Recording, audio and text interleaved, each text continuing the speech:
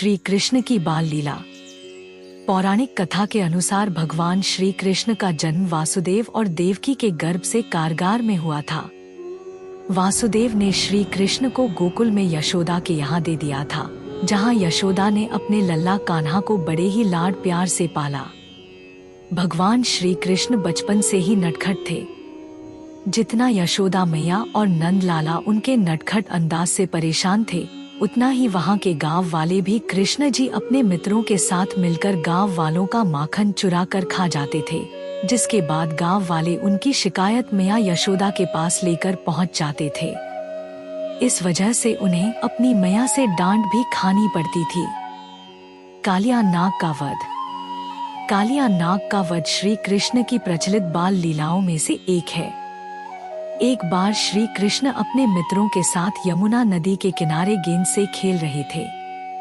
अचानक गेंद यमुना नदी में चली गई और बाल गोपाल के सारे मित्रों ने मिलकर उन्हें ही नदी से गेंद लाने को भेज दिया। बाल गोपाल भी एकदम से कदम के पेड़ पर चढ़कर यमुना में कूद गए। वहां उन्हें कालिया नाग मिला। श्री कृष्ण ने अपने भाई बलराम के साथ मिलकर जहरीले कालिया नाग का वध कर दिया। गांव की गोपियों के साथ रासलीला। भगवान श्री कृष्ण का जहां राधा जी के साथ एक खास रिश्ता था, वहीं गांव की गोपियों से भी उनकी खूब बनती थी। कृष्ण की बंसी की धुनें राधा को खूब भाती थी। पूरे गांव में राधा कृष्ण की रासलीलाएं खूब चर्चित हैं। किसी भी तीज त्योहार पर खूब नाचते गाते दिखाई देते थे। गांव की गोपियां भी श्री कृष्ण की बांसुरी की खूब दीवानी थी। श्री कृष्ण का आकर्षित चेहरा एकदम से गोपियों को अपनी ओर आकर्षित करता था, जो कि पूरे गांव में खूब प्रचलित थी। गोवर्धन पर्वत की कहानी। गोवर्धन पर्वत की कहानी से भी हर कोई परिचित है, जो कि उनकी प्रचलित लीलाओं में से एक है। दरअसल इंद्रदेव श्री कृष्ण की लीलाओं से अनजान थे और उन्होंने गुस्से में गांव में बहुत तेज बारिश कर दी। गांव वालों को बचाने के लिए श्री कृष्ण ने गोवर्धन पर्वत को अपनी एक उंगली पर उठा लिया और सभी मथुरावासियों को उसके नीचे शरण दे दी। 7 दिन तक बिना कुछ खाए श्री कृष्ण गोवर्धन पर्वत को उठाए खड़े रहे और 8वें दिन बारिश रुकने पर गांववासियों को बाहर निकाला। कार्तिक मास में अन्नकूट की पूजा भी श्री कृष्ण ने ही आरंभ कराई थी।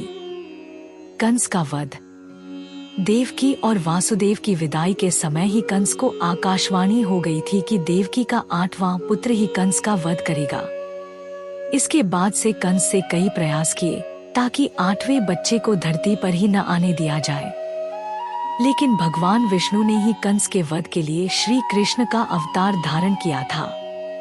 कंस ने श्री कृष्ण को मारने के लिए कई उपाय अपनाए, लेकिन वे सभी में विफल रहा। श्री कृष्ण और बलराम के अद्भुत पराक्रम को देखकर कंस ने उन्हें एक पहलवान के हाथों मरवाना तय किया।